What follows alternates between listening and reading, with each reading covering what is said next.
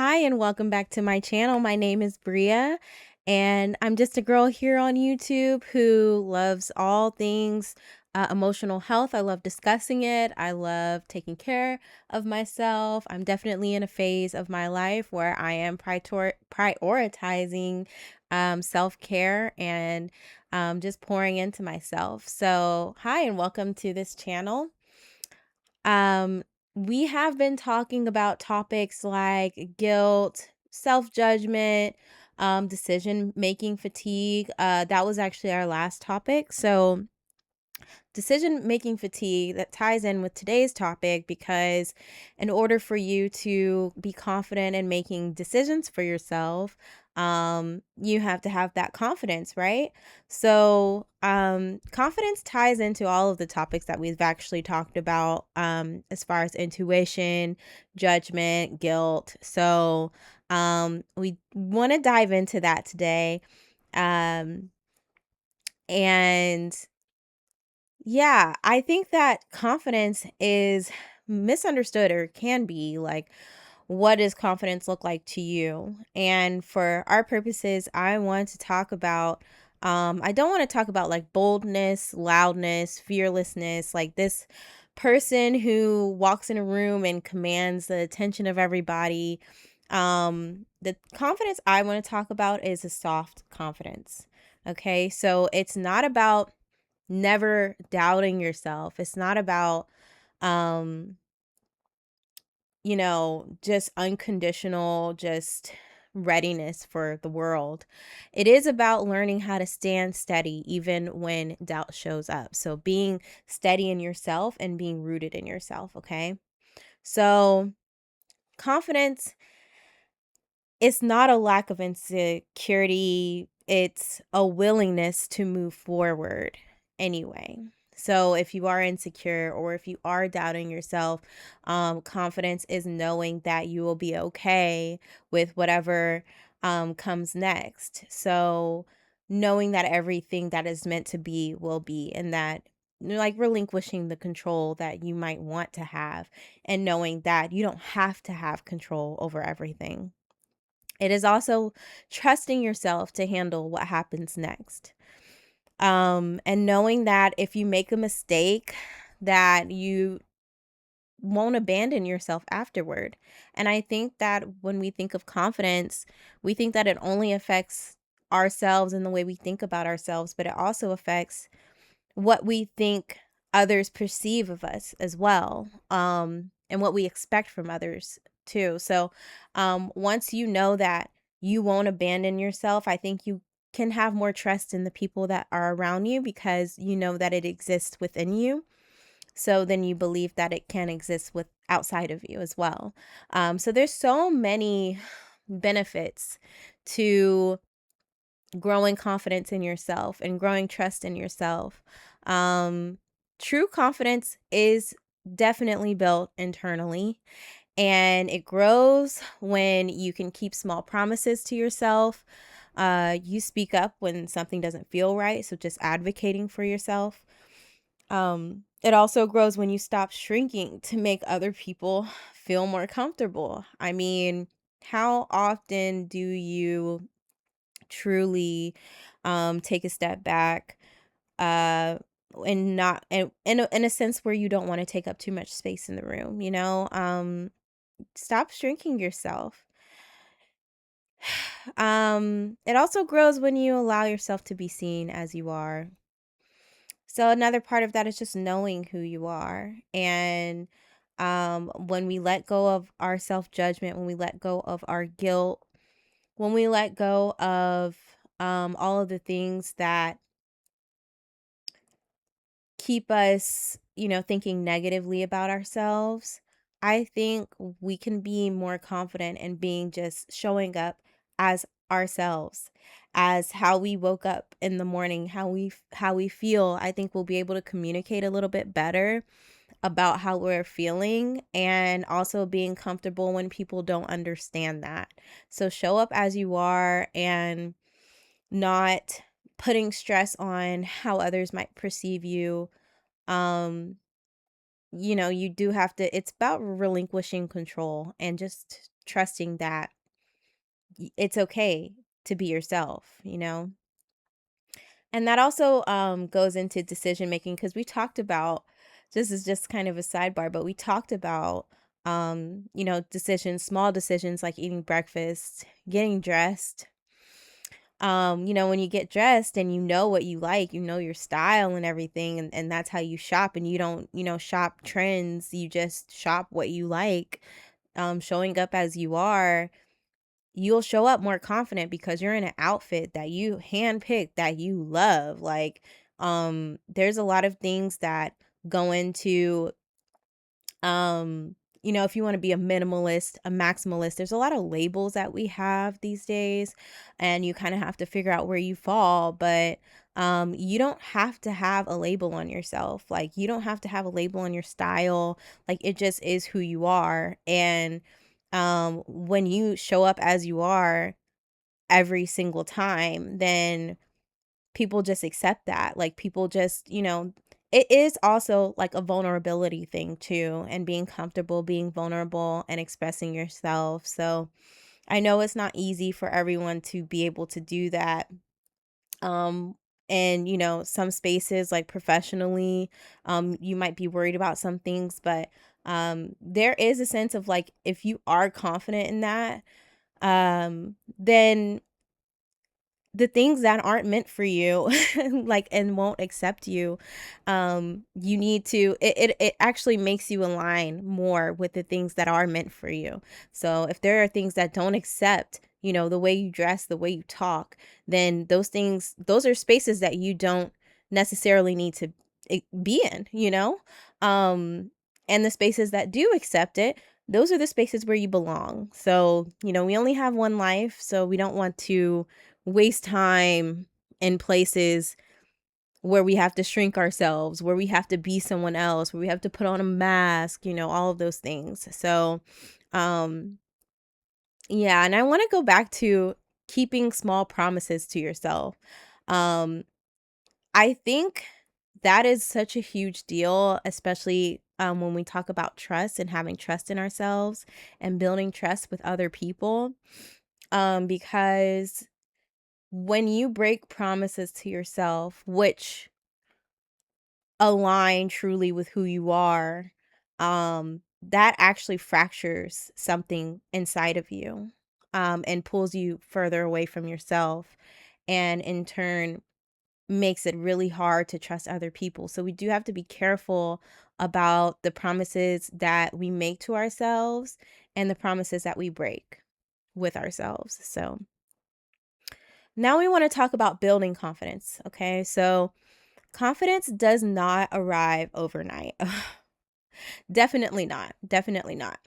We shouldn't expect to wake up and just feel like a new person.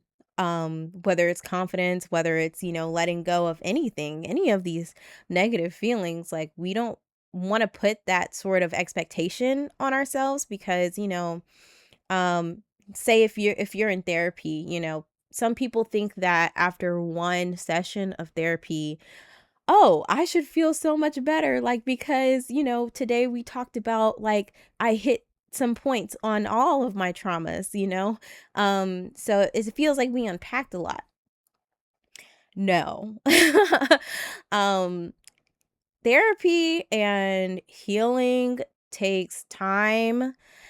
Unpacking things take a lot of time. It takes a lot of, um it's almost like you're picking at a scab, and you open the scab, and, it's kind of gross, but um things are coming out, and then you have to patch it back up, but you want to patch it back up better than you patched it up before.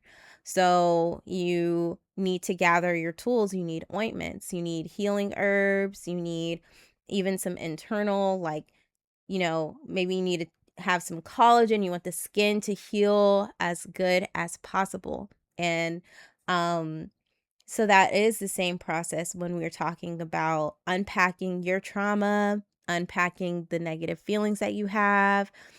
and then relearning and recalibrating your brain, and trying to learn better ways to cope, better ways to put your best foot forward every day. So when we're talking about confidence, um, these are things that happen. This is something that grows through repetition, just like, any other thing.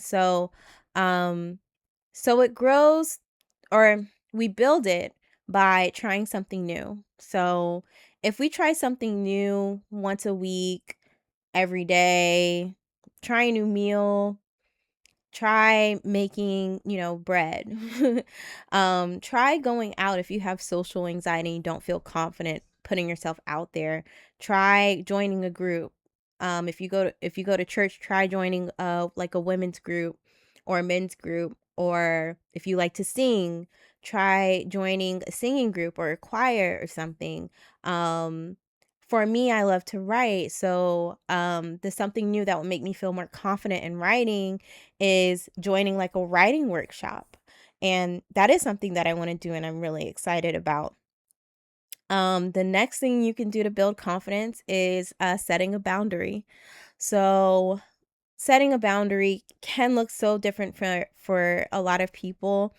And one thing that came up in for me in therapy recently was like, are you comfortable setting this boundary with this person? I don't think I've ever been asked that when we talk about like when I have talked about setting boundaries, like I've never asked myself that if I feel comfortable um in that conversation or confident in that conversation.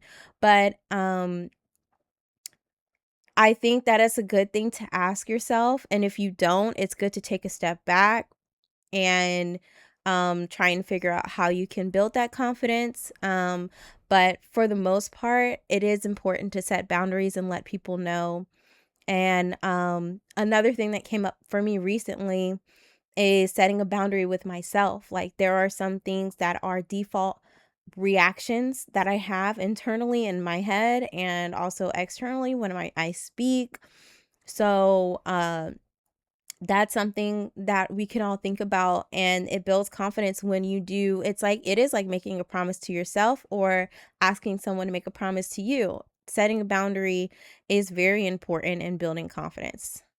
Um, so the next thing I want to talk about, those are just a few things that can help build confidence. Like there's other things like sharing an opinion and being confident in that, saying no with, no just being no and not feeling like you have to over explain, just be confident in your no. I talked about that in our card reading. We actually pulled the no card in the oracle deck that we use on this channel. And so that's interesting because that ties into confidence. And another thing is following through on a goal. So that is like keeping a promise to yourself as well.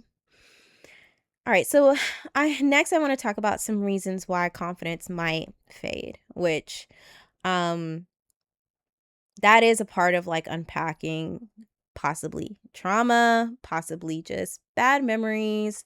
So that is something that we need to take our time to do before because you don't want to, as gross as it is, we're going to go back to the scab analogy. As much as you want to repatch that wound as quickly as possible, you do want to make sure you take the time to make sure that there's no other issues, to make sure that it's cleaned out properly, so that when you do patch it over with your new tools, that it doesn't, it doesn't rescab all nasty again. So um unpacking your trauma and the reasons why, your why, is very, very important for that reason. Um, Comparison, that definitely chips away at confidence. Comparison, I think the quote is the thief of joy. Comparison is the thief of authenticity within yourself. because then you no longer once you're, and it's hard because we live in the era of social media and being online, being chronically online to a point where we do have a hard time differentiating what's real and what's not real when it comes to what people post, and also reality TV, because they weave a lot of reality into a lot of non-reality, a lot of fiction. It's very curated, so it is confusing for our brains to kind of adapt to and catch up with. um, so that's why we want to check our comparison. We have to tell ourselves that this is separate from my reality. And also you have to watch what you intake, because I know like housewives um can be, enjoyable to watch, and it's also like it's a guilty pleasure type of thing. But at the same time, there is a lot of negativity that is brewed in a lot of reality TV shows. Especially reality TV shows that foster, tumultuous environments, and, just highlight, people that you wouldn't regularly like or normally look up to, but you end up rooting for people that, you just don't know them. Perfectionism is another thing that drains confidence. This is something that I have been struggling with, and it does come from self-judgment, and it comes from, trying to keep up with the bar that I set for myself. um and it feels good when people will tell me, "Oh, you look like you have it all together," and when I get compliments of like, "Oh, you're doing such a good job," like I love getting affirmation, or is it affirmations? I love being affirmed by people, but um I don't affirm myself as much as I should. And that's because, I expect perfection, which doesn't exist. So it is a little bit confusing, and that is something we need to remind ourselves of, that there is no such thing as being a perfect human being. We are all on earth for the first time, and we're all doing this for the first time. Like, yes, there are people who are older than us that, can give us advice and stuff, or they have their own expectations based on, their experience. But we have to realize that everybody is limited in the capacity that they can judge or set a standard for you. So why do that to ourselves, yeah, that runs into our next point of like people pleasing. Like, let's not as a people pleaser, let's just not put so much pressure on like how other people see us. We have to, it's good to be a little bit worried about that, and think about, have, I don't want to say empathy, but just awareness of how other people see you. But when it gets to a place of you are bending yourself into a pretzel so that somebody can see you a certain way, or so that they don't think negatively of you, and it's making you so uncomfortable, um to a point where it's just not healthy, we have to check that at the door when it comes to being confident in ourselves, because that can really break you down for sure. And then a lot of those things turn into burnout. Like, once you get burnt out, you are at level zero of the confidence barometer. Like, you're, or is it barometer or odometer? Okay. I don't know which one, but so burnout definitely makes us uh not show up as ourselves. How can you, when you're giving and so worried about so many external things, and you haven't even thought about the internal? We have to check all of these things at the door, and that's how we maintain just being aware, and having awareness of those things that might be a default for us. That is how we maintain confidence. Just checking that when you realize, oh, I might be overthinking this interaction, or oh, I'm going along with this, but it's really inconveniencing me. And I'm not speaking up for myself. You have to check yourself, your own behavior, and just correct it, And we're not going to be perfect at doing that every single time, of course, but the times that you do it, it does matter, and it does make it better for you and it easier for you to step in your confidence more often. Um, if you're still here, cheers. I'm drinking sparkling water. I put some blackberries in it.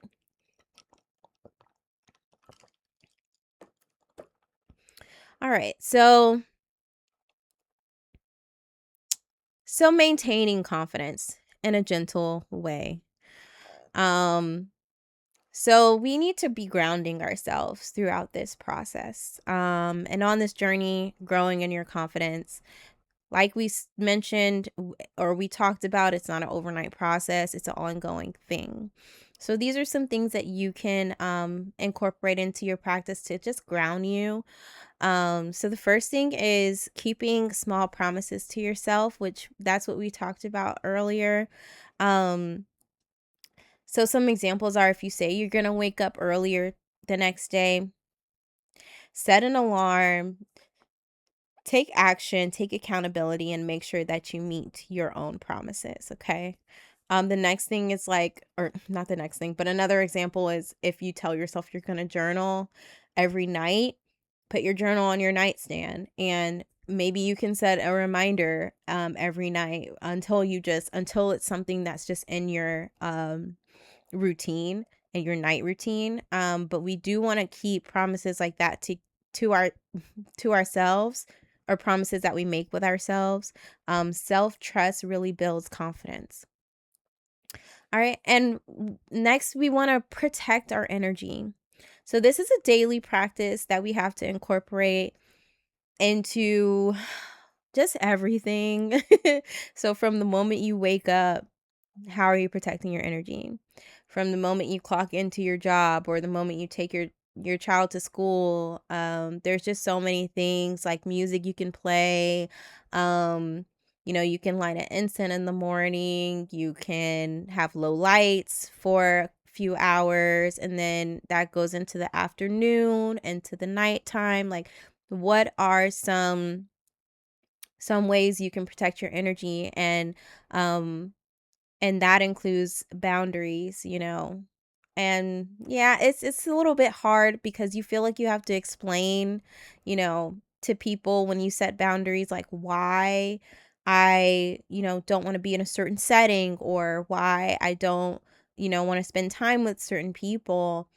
And you feel like you have to explain that, and you feel like it has to make sense to other people, but really it only has to make sense to yourself. And once you set that boundary and you say, "Hey, I'm not gonna be able to do this," then yeah, that's a part of protecting your energy as well.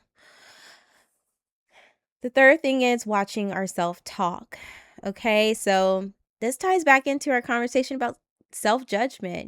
When you're talking negatively to yourself, you are reinforcing whatever initial trauma that you experience, where someone was telling you something about yourself, or you consumed something that told you something about yourself. Like, media plays a big part into the way we see ourselves and how we talk to ourselves. So take control of your inner voice, and we can use affirmations.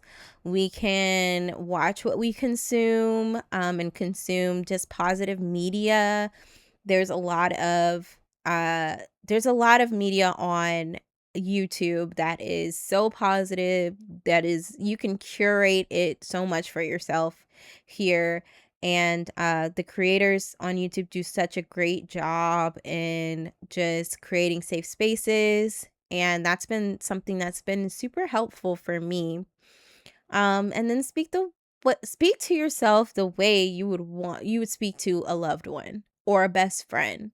And give yourself the advice that you would give to a loved one or a best friend. Don't be demeaning to yourself, because would you, or do you, yeah, I mean, I don't know, do you talk to other people that way? Are you so harsh with other people the way that you are with yourself? Or are you loving and soft in creating comfort for other people? Like, let's create that for ourselves. Um, Number 4 is accepting imperfection. So that, I mean, that speaks for itself, and it is so comforting to think about, because, no one is perfect.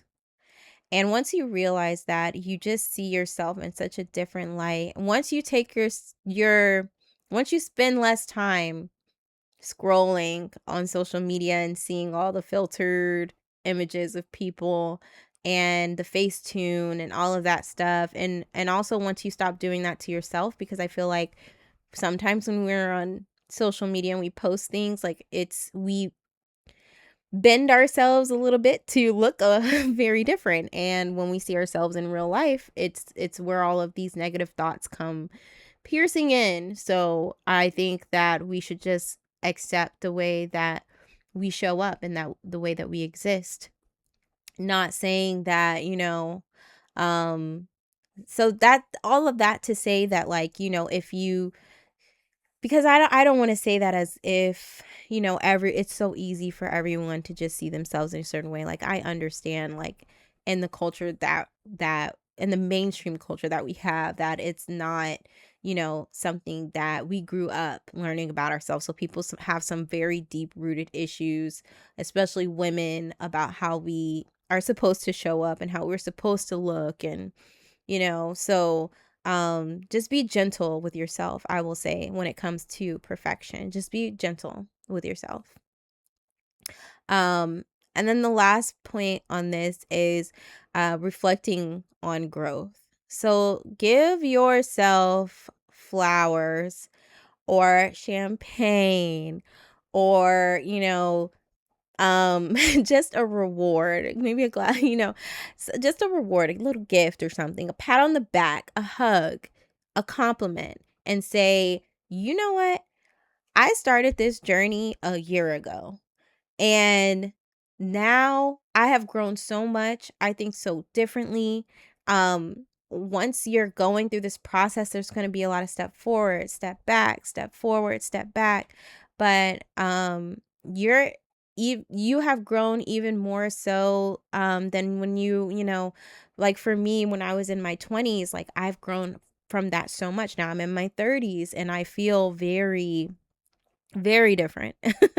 So this point is about just reflection and saying, hey, like, I have done so much work on myself. I am doing so much better than I used to do, than I even used to be aware of, because, when you're in mode of being so hyper negative to yourself, and accepting negativity from other people as well, you just don't even realize it. You think it's normal and everything. So it's definitely important for you to acknowledge your process, I mean, your progress. Your process and your progress. So I want to wrap this up by saying, in this video, we're talking about soft confidence and not performative confidence, because it can be a little bit easier to try and flip a switch, short term, flip a switch, and, show up and say, I'm confident now, but you don't feel that inside. We really want to embody it. So that's something you have to work on every day, which is not an easy thing to do, or be, we're so busy, we're all so busy. But you do have to slow down to put these things um into play. So um performative, when it's performative, you want validation, you want to be loud, you want to show up and speak your mind all the time. You want attention, and um you know you just don't have to do that. We can have soft confidence, and not have to prove ourselves, and just be more steady and be more rooted in our confidence. So, yeah, you don't have to be fearless. You can try, you can learn, you can recover, and you can grow. So it's okay if you take 2 steps forward and 2 steps back, because you're there for yourself and you know that you're not perfect, and um, you're okay with that, and you're rooted in that. All right. So I'm so glad we got to chat and talk about this topic. It's been very much on my mind for the past few weeks, and just feels good to talk about it. So thank you for joining me today, and I hope you enjoy the rest of your day. Don't forget to like and subscribe if you're watching this and you enjoy it. Thank you. Bye.